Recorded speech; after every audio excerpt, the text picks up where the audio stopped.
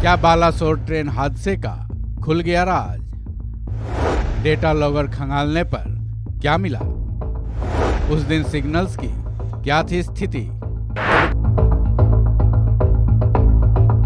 2 जून को हुए triple train accident के बारे में एक बड़ा दावा किया जा रहा है। आज तक चैनल ने यह दावा किया है कि उसने डेटा लॉगर को खंगाला है, जिसके बाद ट्रेन हादसे की पूरी सच्चाई सामने आ गई है। ट्रेन के डेटा लॉगर ने ट्रेन हादसे के राज का पर्दाफाश कर दिया है। आज तक के मुताबिक कोरोमंडल ट्रेन को होम सिग्नल और आउटर सिग्नल दोनों पर हरी झंडी दी गई थी।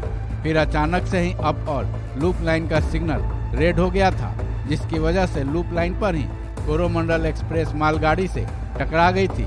इसके बारे में जब आज तक ने सिग्नलिंग और टेलीकॉम एक्सपर्ट अखिल अग्रवाल से बात की, बता दें अखिल अग्रवाल रेलवे बोर्ड के सिग्नलिंग और टेलीकॉम के महानिदेशक भी रह चुके हैं। अखिल अग्रवाल ने इस चैनल को इस मामले में बारीकी से समझाया।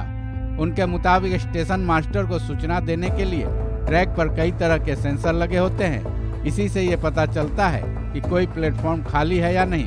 इतना ही नहीं, ये यह भी बताता है कि अगर ट्रेन प्लेटफॉर्म पर है तो वो खड़ी है या चल रही है। अखिल अग्रवाल ने बड़ी अहम जानकारी भी दी। उन्होंने बताया कि जब ट्रैक पर ट्रेन खड़ी रहती है तो डेटा लॉगर पर लाल सिग्नल मिलता है, वहीं जब ट्रैक खाली होता है तो ये सिग्नल ग्रे हो जाता है, जबकि सिग्नल साफ होने के बाद जब ये पीला होता है तो उस स्थिति में अप और डाउन लाइन पीली हो जाती है। अखिल अग्रवाल ने आज तक को उस दिन क्या हुआ था उसके बारे में भी डेटा लॉगर के आधार पर जानकारी दी। उनके मुताबिक उस दिन जब यहाँ से हावड़ा ट्रेन गुजर रही थी, तब कोरोमंडल ट्रेन बहनागा बाजार स्टेशन के पास पहुँचना शुरू करती है। कोरोमंडल ट्रेन को होम सिग्नल और आउटर सिग्नल दोनों पर हरी झंडी दी गई थी। तभी अचानक अप लाइन का ट्रैक लाल हो जाता है।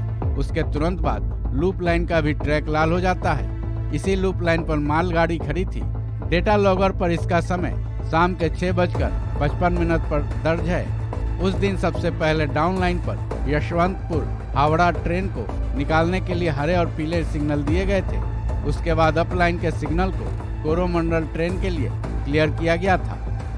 डेटा लॉगर के आधार पर अखिल अग्रवाल की तरफ से दी गई जानकारी के हिसाब से सवाल ये उठता है कि जब दोनों लाइनों पर ग्रीन सिग्नल थे तो अचानक अप लाइन पर रेड सिग्नल क्यों हो गए, जिसकी वजह से ड्राइवर कोरोमंडल ट्रेन को लूप लाइन में ले गया। आज तक की खबर के मुताबिक डेटा लॉगर से उस दिन के सिग्नल्स के मूवमेंट के बारे में पता चलने का दावा तो किया गया है, लेकिन इस सवाल का जवाब मिलना भी बाकी है कि क्या ये एक ह्यूमन एरर था या साजिशन इस घटना को अंजाम दिया गया था। इस खबर में बस इतना ही। बाकी अपडेट्स के लिए जुड़े रहिए वन इंडिया हिंदी के साथ।